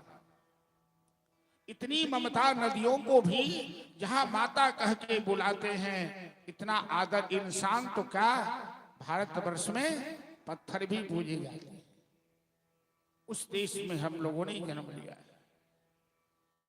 भगवान नरसिंह भगवान हिरण्यकश्यप को जैसे कोई सिंह अपने शिकार को दबोच लेता है, पंजा में अपने जांग पर बैठाया, कहा तूने ब्रह्मा से सोच विचार के वरदान दिया है, न दिन है न रात है, गोधूली बेला है, घर नहीं बाहर नहीं देहली है, धरती नहीं आकाश नहीं, तुम मेरे जांग पर हो। मैं आदमी नहीं पशु नहीं नरसिंह हूं, नीचे से मनुष्य ऊपर से सिंह हूं। मेरे हाथ में कोई अस्त्र शस्त्र नहीं है, नाखून है। नाखून को न अस्त्र कहा जाता है न शस्त्र कहा जाता है। अस्त्र उसे कहते हैं जिसे हाथ से चलाया जाता है, और शस्त्र उसे कहते हैं जिसे फेंक कर चलाया जाता है। दोनों में से कोई नहीं है। इतना कह के भगवान का तुम देख लो, ये कोई महीना भी नहीं है, ये अतिरिक्त मास है, विशेष रूप से। मैंने तुम्हें मारने के लिए जैसे ब्रह्मा ने वरदान दिया, तो मैंने दिन को बनाना शुरू कर दिया कि तुझे मारना है, मारना पड़ेगा। तो पुरुषोत्तम मास में भगवान ने नरसिंह हिरण्यकश्यप का उद्धार किया, पेट फाड़ कर। उसकी आंत अपने गले में धारण कर लिया। जो भगवान अपनी भ्रिकुटी टेढ़ी करते हैं तो सृष्टि में प्रलय हो जाता है, हलचल मच गई, ब्रह्मादि समस्त देवता कांपने लगे। कहीं ऐसा न हो कि नरसिंह भगवान प्रलय कर दे। ब्रह्मा जी को बड़ी चिंता हुई। माता लक्ष्मी भी आई मनाने के लिए, तो नरसिंह देव का क्रोध शांत नहीं हुआ। तो अंत में ब्रह्मा जी ने कहा प्रहलाद को, बेटा तुम ही इनके क्रोध को शांत कर सकते हो। तो प्रहलाद जी आए भगवान के सामने हाथ जोड़कर कि ब्रह्मादयः सुरगणा मनयोथ सिद्धः सत्वई कथा ममतयो वचसाम प्रवाहै नाराधितुम पुरगणा अधुनापि विप्रुः किम तुस्तु अर्हत समय हरि रुक न जाता। प्रभु, आपका भयंकर रूप देखकर ब्रह्मादि समस्त देवता भयभीत हैं। मैं तो दैत्य कुल का बालक हूं, मैं कैसे आपके क्रोध को शांत करूं? मैं आपसे प्रार्थना करता हूं कि आप अपना क्रोध शांत कीजिए, वरना प्रलय हो जाएगा। प्रहलाद जी ने चालाकी क्या की, भगवान की प्रार्थना करते करते उनकी गोद में जाकर बैठे। यदि माता पिता अपने संतान को मारने के लिए हाथ में डंडा रखे हैं कि आज इसे पीटूंगा, बदमाशी किया है, अब बच्चा चालाक है तो माँ के आंचल में छिप जाता, माँ की गोद में बैठ जाता। और आंचल और गोद की ये ममता है कि जब बच्चे गोद में आकर बैठ जाए तो ये थप्पड़ नहीं उठ सकता, ये डंडा नहीं उठ सकता। माँ की ममता वहां खामोश हो जाती है। भगवान की गोद में प्रहलाद बैठे, भगवान का क्रोध शांत हो गया। ब्रह्मादि समस्त देवता फूलों की वर्षा करने लगे, प्रहलाद की जयकारा करने लगे, बोल भगवान प्रहलाद की जय। भगवान जैसे गाय बच्चा को जन्म देकर चाटती है ना, प्रहलाद को चाटने लगे, क्रोध शांत हो गया। बेटा प्रहलाद, ये राक्षस तुमको कितना सताया, पहाड़ से फेंका, सांपों के बीच डाला, हाथी के आगे फेंका, और मैं समय से आकर तुम्हें नहीं बचा पाया। भगवान कहते हैं कान पकड़ के, संतप्यवंग यदि में समयो विलंबः, मुझे आने में विलंब हुआ इसलिए क्षमा करना। तो प्रहलाद जी कहते हैं प्रभु आप नहीं बचाए तो हमको बचाया कौन, जरा बताइए तो। पहाड़ के हजारों फीट ऊंचाई से गिरने के बाद कोई बचता है? पागल हाथी किसी को छोड़ता है क्या? अग्नि की ज्वाला किसी को नहीं जलाती है क्या? तो सभी जगह तो आप ही मेरी रक्षा करने वाले हो। बेटा मैं प्रसन्न हूं, तुम जो मांगना चाहो मांगो। प्रहलाद जी कहते हैं प्रभु ये बनिया की दुकान नहीं है कि आपने कहा मैं मांगू। जब आपका दर्शन हो गया तो मांगना क्या रहा। लेकिन आपसे एक निवेदन है कि मेरे पिताजी ने जिंदगी भर आपका विरोध किया है, मैं तो पिता की संतान हूं, तो आप मेरे पिताजी को नरक मत भेजना। भगवान कहते हैं बेटा प्रहलाद, तेरे जैसा वैष्णव, तेरे जैसा संत जिस वंश में जन्म ले लेता है, कुलम पवित्रम जननी कृतार्था वसुंधरा पुण्यवती चतेन विशाल संचित सुख सागर इसमें लीने परे ब्रह्मण्य चेत। मैंने तेरे 21 पीढ़ी तक का उद्धार कर दिया, तुम चिंता मत करो। प्रहलाद जी को भगवान ने दर्शन देकर वरदान दिया। प्रहलाद जी को आसन पर बैठाए। आसन का नाम सिंहासन क्यों पड़ा? कुछ बातें भागवत सीखनी चाहिए कि पत्थर की पूजा इसलिए हो रही कि भगवान पत्थर से प्रकट हुए। आसन को सिंहासन इसीलिए कहते हैं कि भगवान सिंह रूप में है, तो सिंह ने जो आसन दिया उसका नाम पड़ गया, सिंह के द्वारा दिया गया आसन सिंहासन। उस दिन से सिंहासन शब्द भी चला। और प्रहलाद को गादी पर बैठा कर भगवान ने अभिषेक किया, भगवान अंतर ध्यान हुए। इस तरह से यह प्रहलाद के चरित्र से हमें ये शिक्षा लेनी चाहिए कि अंधकार चाहे कितना भी घना हो, लेकिन सूर्य के प्रकाश के सामने टिक नहीं पाता है। राक्षस चाहे कितना बलवान, असत्य चाहे कितना खूंखार दिखाई दे, लेकिन सत्य के आगे टिकता नहीं। नन्हा सा बालक दैत्यराज को पानी पिलाकर छोड़ दिया, परास्त कर दिया। सत्य की जीत हुई। प्रहलाद के चरित्र से हम लोग के जीवन में यही शिक्षा प्राप्त होती है। चलिए एक हम लोग विनीता जी से भजन श्रवण करें। और आज 8 बजने वाला है क्या? हम तो कल घोषणा किए थे वामन भगवान की कथा 15-20 मिनट लेट कर कथा में, नहीं तो कथा पीछे हो जाएगी बहुत। चलिए माइक पर आना।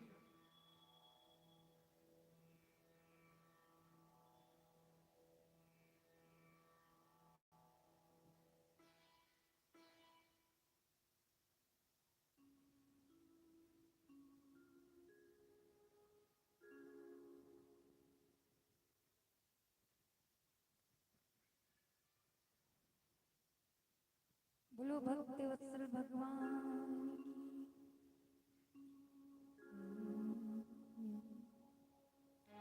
आदती बुरी सुधार लो, बस हो गया भजन। आदत बुरी सुधार लो, बस हो गया भजन।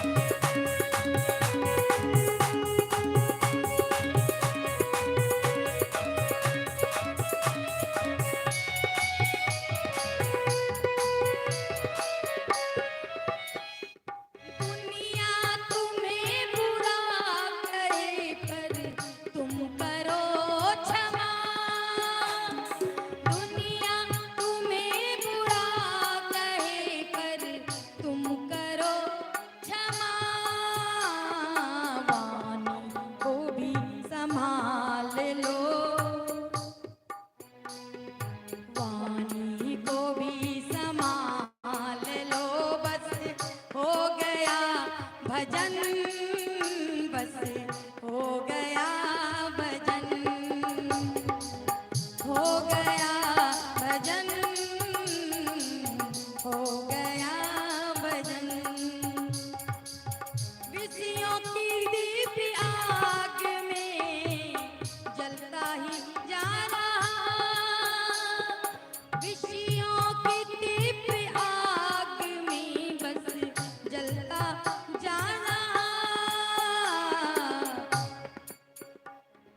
मन की तरंग मार लो, मन की तरंग मार लो, बस हो गया भजन, बस हो गया भजन,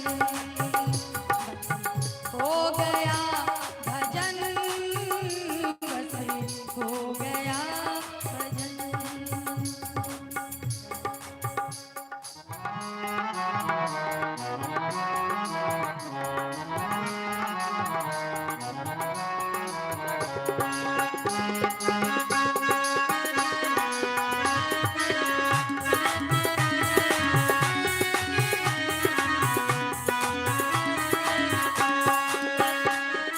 रिश्तों से मोह त्याग कर, कृष्णा से प्रेम कर, रिश्तों से मोह त्याग कर, कृष्णा से प्रेम कर, इतनी ही मन विचार लो, इतना ही मन विचार लो, बस हो गया भजन, बस हो गया भजन, हो गया भजन, हो गया भजन। आदत बुरी संभाल लो,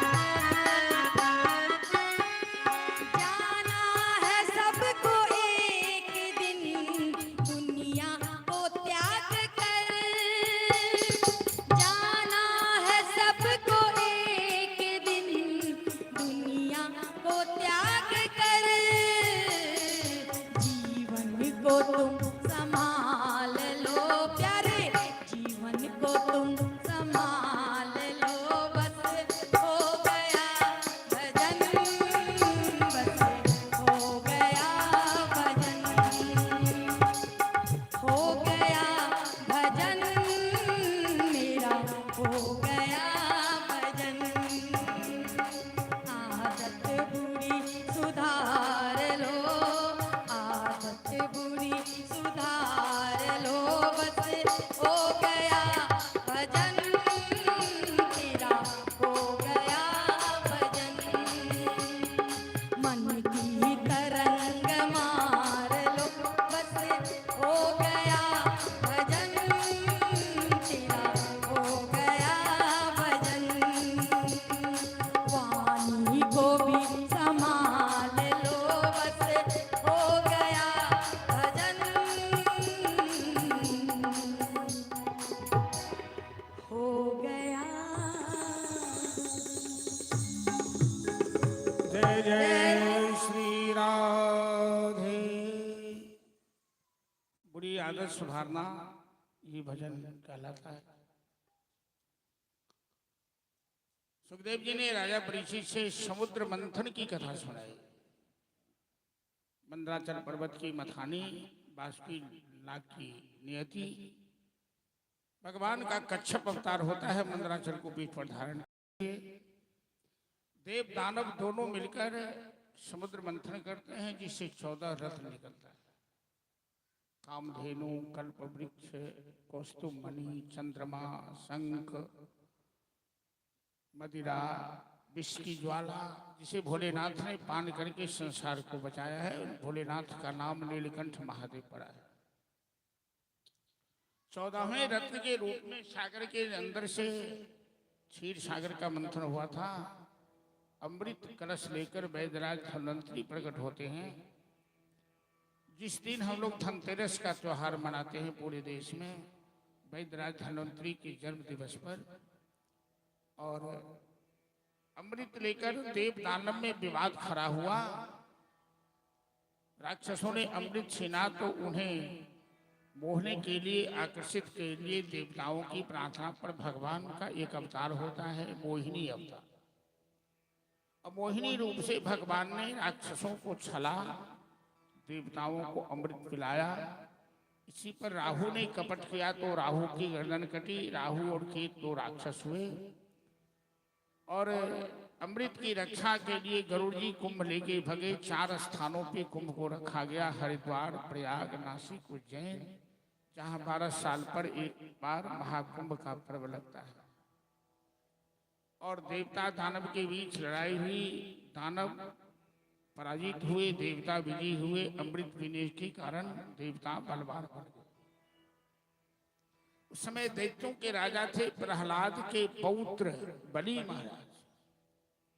प्रहलाद के पुत्र का नाम विरोचन, विरोचन के पुत्र का नाम था बलि। बलि उस देवासुर संग्राम में घायल हो गया, मृत्यु को प्राप्त कर गया। लेकिन दैत्यों के गुरु शुक्राचार्य मृत संजीवनी विद्या जानते हैं, उन्होंने राजा बलि को पुनर्जीवन दान दिया और एक ऐसा यज्ञ करवाया जिस यज्ञ से दिव्य शस्त्र निकला, दिव्य रथ निकला, जिसका सहारा लेकर बलि दैत्य सेना लेकर देवताओं पर आक्रमण किया और पुनः देवताओं को पराजित कर दिया। देवता दुखी होकर अपनी मां के पास गए, अदिति के पास। अदिति ने अपने पति से प्रार्थना की और अदिति और कश्यप ऋषि ने कठोर तपस्या की। उनकी तपस्या से प्रसन्न होकर स्वयं नारायण उन्हें दर्शन दिया और कश्यप ऋषि ने कहा, आप जैसा मुझे पुत्र हो जाए। तो भगवान ने कहा, मेरे जैसा तो कोई और नहीं हो सकता। मैं आपकी तपस्या से प्रसन्न हूं, मैं ही आपके घर पुत्र बन के आता हूं। तो भगवान माता अदिति के गर्भ में आए। ये भगवान के 52 अवतार की कथा सुखदेव जी सुना रहे हैं। 7 साल की उम्र थी भगवान बावन के जब मां के गर्भ से प्रकट हुए थे। जिस भादो मास को हम लोग बहुत कुछ दृष्टिकोण से अच्छा नहीं मानते हैं, मेरे भगवान का अधिक अवतार भादो में ही होता है। बावन का अवतार भादो में, बलराम जी का जन्म भादो में, कन्हैया का जन्म भादो में। इस तरह से भादो मास को ही भद्र मास माना जाता है। बाबर भगवान का जन्म हुआ, ब्राह्मण वंश में जन्म हुआ है, तो देवताओं ने मिलकर पहले उनका संस्कार किया। ब्राह्मण के अनेकों संस्कार में सबसे उत्तम संस्कार का नाम है यज्ञोपवीत संस्कार। यज्ञोपवीत को ब्रह्मा जी ने बनाया है, गायत्री माता ने उसमें अभिमंत्रित किया है। जब ब्रह्मचारी बामन का यज्ञोपवीत संस्कार होने लगा तो देव गुरु बृहस्पति आचार्य बने। माता अदिति ने लगौटी दी, ब्रह्मा जी ने यज्ञोपवीत दिया, नारायण ने उसमें प्रवर दिया, महादेव ने उसमें गांठ दी, सरस्वती ने माला दी, कुबेर ने भिक्षा पात्र दिया। और इस तरह ब्रह्मचारी बामन का यज्ञोपवीत संस्कार संपन्न होता है। यज्ञोपवीत के बाद ब्रह्मचारी अपने आचार्य से आदेश लेते हैं और आचार्य ने आदेश दिया कि भिक्षा मांग कर ले आओ। ब्रह्मचारी भिक्षा मांगने चले। सबसे पहली भिक्षा माता अन्नपूर्णा के पास, माता पार्वती के पास भिक्षा मांगने ये बामन भगवान।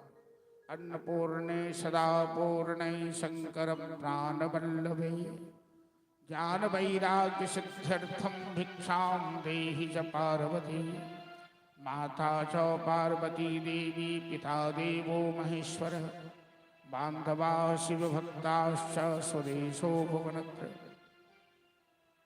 माता अन्नपूर्णा से भिक्षा प्राप्त कर ब्रह्मचारी अपने जीवन की पहली भिक्षा अपने आचार्य को सौंपा, बृहस्पति जी को सौंपा। आचार्य ने कहा, ब्रह्मचारी इस भिक्षा से काम नहीं चलेगा, ये तो बहुत छोटी भिक्षा है, कोई बड़ी भिक्षा मांग के ले आओ। ब्रह्मचारी ने पूछा, बड़ी भिक्षा कहाँ मिलेगी गुरुदेव? तो इस समय दैत्यों के राजा हैं बलि, जो भृगु कक्ष में यज्ञ कर रहे हैं राजा बलि। राजा बलि बड़ा महान है, बड़ा दानी है। उसके दरबार में जो भी कोई याचक जाता है वो इतना दे देता है कि उसे जिंदगी में कहीं हाथ नहीं फैलाना पड़ता। तुम बलि के दरबार में चले जाओ। गुजरात के अंदर भुज जिला पड़ता है, समुद्री इलाका है, भृगु कक्ष माना गया है। बामन भगवान चले राजा बलि के दरबार की ओर। भगवान चाहे किसी भी रूप में आ जाए, वो छोटा रूप धारण करे, बड़ा रूप धारण करे, लेकिन उनका तेज कभी छिपाए छिपता नहीं। ये बौना रूप में आए हैं और हाथ में मुंज मेखला है, छत्र कमंडल है और अपने तेज से दिग दिगंत को आकर्षित करते हुए गुरु से आदेश लेकर राजा बलि के दरबार की ओर जा रहे हैं। हरिओम तस्सत, हरिओम तस्सत, हरिओम तस्सत करते हुए और बाबर भगवान अपने तेज से सबको अपनी ओर आकर्षित करते हुए जा रहे हैं राजा बलि के दरबार की ओर। बामन भिक्षा लेने आए, देखो बलि राजा के द्वार। बामन भिक्षा लेने आए, देखो बलि राजा के द्वार। बामन भिक्षा लेने आए, देखो बलि राजा के द्वार। बामन भिक्षा लेने आए, देखो बलि राजा के द्वार। बलि राजा के द्वार देखो, बलि राजा के द्वार। बलि राजा के द्वार देखो, बलि राजा के द्वार। बामन भिक्षा लेने आए, देखो बलि राजा के द्वार। बामन भिक्षा लेने आए, देखो बलि राजा के द्वार। ओ मुंज मेखला बदन विराजे, छत्र कमंडल हाथ। मुंज मेखला बदन विराजे, छत्र कमंडल हाथ। बामन भिक्षा लेने आए, देखो बलि राजा के द्वार। बामन भिक्षा लेने आए, देखो बलि राजा के द्वार। बामन भिक्षा लेने आए, देखो बलि राजा के द्वार। बामन भिक्षा लेने आए, देखो बलि राजा के द्वार। बामन भगवान की जय। जैसे यज्ञशाला में बाबर भगवान प्रवेश किए, बड़े बड़े परमाचार्य वहां उपस्थित थे, सभी खड़े हो गए। राजा बलि ने जगह का काम बंद कर ब्रह्मचारी के स्वागत में आ गए। बामन भगवान को अपने सिंहासन पर बैठाए, अपनी पत्नी विंध्यावली के साथ उनके स्वागत में खड़े हो गए।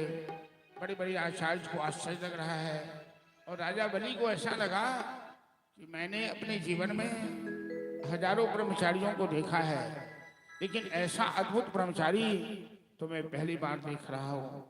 राजा बलि ने कहा, ब्रह्मचारी जी, आप जैसे अद्भुत ब्रह्मचारी तो मैं पहली बार देख रहा हूँ। आपको देखने से लगता है कि मैं अपना सर्वस्व आपके चरणों में अर्पित कर दूं।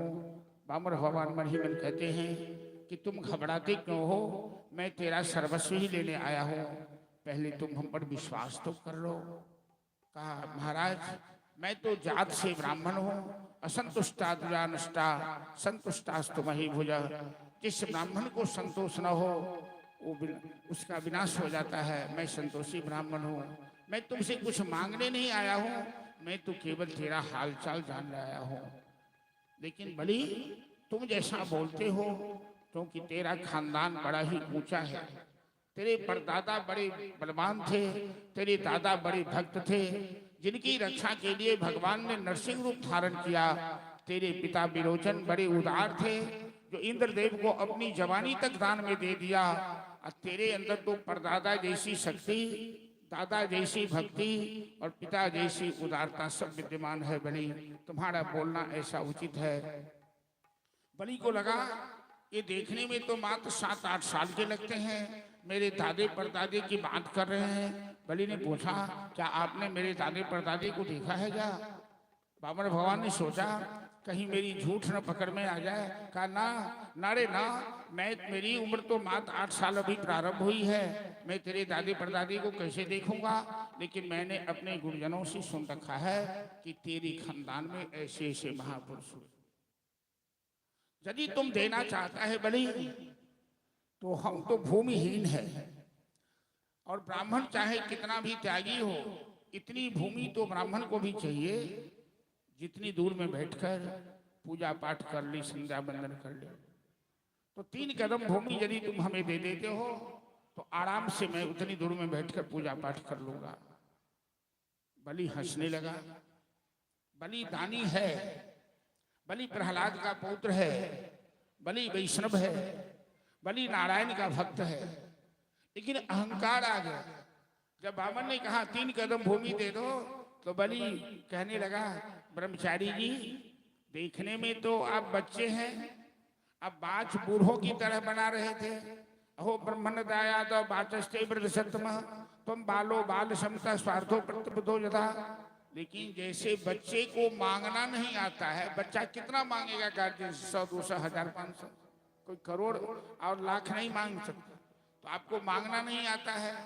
अरे आप कहाँ खड़े हैं, आपको मालूम होना चाहिए ये बलि का दरबार है। न बाचो भी समाराध्य लोका नाम एक ईश्वर। मैं तीनों लोक का मालिक हूँ। बलि पाताल धरती स्वर्ग तीनों लोक का राजा था, तो कह रहा है मैं तीनों लोक का मालिक हूँ। और जो अपनी वाणी से हमें खुश कर लेता है, मैं उसे इतना दे देता हूँ कि भूयो याच तुम न बरतते, फिर उसे जिंदगी में कहीं हाथ नहीं फैलाना। भगवान मन ही मन सोच रहे हैं कि तू 3 लोक का मालिक, तो मैं कहाँ गया? अभी मैं तुझे बताता हूँ कि तू कितने लोक का मालिक है, पहले तू मेरी बात तो मान ले। शुक्राचार्य खड़ा हो गया, कर बलि ये बौना कोई मनुष्य नहीं है, ये स्वयं नारायण है, ये देवताओं का काम बनाने आया है। तुम इसकी बातों में मत आना, ये बड़ा मायावी है, अभी देखने में छोटा है, और जब ये नापने लगेगा तो सारा ब्रह्मांड इसके चरण में आ जाएगा। इसे दान देने का संकल्प मत करना। गुरु चेला में लड़ाई शुरू हो गई।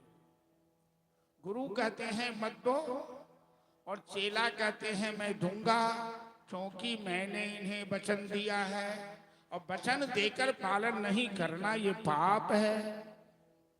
गुरु कहते हैं कि 4 अवस्था की वचन में झूठ बोलने में पाप नहीं लगता। पत्नी के साथ यदि मजाक में झूठ बोलो तो पाप नहीं लगेगा। अपने प्राण बचाने के लिए झूठ बोलो तो पाप नहीं लगेगा। अपनी नौकरी बचाने के लिए झूठ बोलो तो पाप नहीं लगेगा। और गाय ब्राह्मण की रक्षा के लिए झूठ भी बोलना पड़े तो पाप नहीं। भगवान ने सोचा ये शुक्राचार्य की बुद्धि ठीक नहीं है, ये लगता है बलि को रास्ता पर आने नहीं देगा। भगवान कहते हैं बलि, तेरे गुरु का दिमाग खराब है, तुम धर्म करना चाहते हो और ये तुमसे अधर्म करवाना चाहता है। बलि कहता है आप ठीक कहते हैं ब्रह्मचारी जी, जब स्वयं भगवान मेरे दरबार में आ गए मांगने के लिए, जो 3 लोक का पालनहारा है, और मैं नहीं दूंगा, इतिहास के पन्ना में मेरा नाम कलंकित हो जाएगा कि बलि कैसा मूर्ख निकला कि स्वयं नारायण को भिक्षा नहीं दे पाया। मैं ये रख के क्या करूंगा गुरुदेव, आज मैं आपकी बात नहीं मानूंगा। और बलि ने वामन भगवान को 3 कदम भूमि दान करने का संकल्प किया। जैसे ही संकल्प पूरा हुआ, भगवान के रूप बढ़ने लगे। भगवान ने विराट रूप धारण किया। पद पाताल शीश अजधामा, भगवान के एक चरण पाताल लोक में चले गए और दूसरे चरण सीधे ब्रह्म लोक में चले गए। 2 चरण में सब समाप्त। कहा बलि बलि तो थर-थर कांपने लगा बामन भगवान के सामने। कहता बलि, तूने 3 कदम भूमि दान देने का संकल्प किया है, और संकल्प करके दान नहीं देने वाले को नरक जाना पड़ता है। तू नरक जाने के लिए तैयार हो जा। लेकिन बलि की पत्नी, धर्म पत्नी, मैं बराबर चर्चा करता हूं कि धर्म पत्नी यदि साथ में हो तो धर्म कभी नष्ट नहीं हो पाता है, वो धर्म की रक्षा कर लेती है। बलि की पत्नी विंध्याबली आ गई और कहती है मेरे पति नरक नहीं जाएंगे, 3रा कदम देने के लिए मेरे पास अभी है। वामन भगवान कहते हैं कि अब तेरे पास क्या बचा? तेरा पति कहता था मैं 3 लोक का मालिक हूं, तो 2 ही कदम में मैंने सब समाप्त कर दिया, अब 3रा कदम। तो विंध्याबली कहती है प्रभु, ये शरीर भी एक ब्रह्मांड है, 3रा कदम मेरे पति के मस्तक पे रखो और अपना दान पूरा करो, मेरे पति नरक नहीं जाएंगे। भगवान प्रसन्न हो गए। भगवान कहने लगे बलि, तेरी पत्नी बड़ी ही धर्मपरायणा है, तुम्हें बचा लिया, चलो मैं प्रसन्न हूं। तुमने गुरु की बात काटकर भी अपने धर्म का, अपने आदर्श का पालन किया है। बलि तू महान है, मैं प्रसन्न हूं, तू मांग जो मांगना चाहता। चलिए, भगवान ने बिना रूप धारण किया और बलि के सामने हम लोग एक भजन श्रवण करते हैं कि तेरे द्वार खड़ा भगवान, भगत भर देवी झोली। जब शुक्राचार्य ने उन्हें रोका तो भगवान कहते हैं कि बलि, तुमने ठीक पहचाना है कि मैं 3 लोक का पालनहारा हूं, और मैं तेरा नाम उज्जवल करने के लिए, 3 लोक में तेरा जस फैलाने के लिए आया हूं। आज तुम ये मौका मत चूक, आज तुम दान देकर 3 लोक में अपना नाम अमर कर ले। तेरे द्वार खड़ा भगवान, भगत भर देवी। बोलिए वामन भगवान की जय। तेरे द्वार खरा भगवान, भगत भर दे रे झोली। तेरे द्वार खरा भगवान, भगत भर दे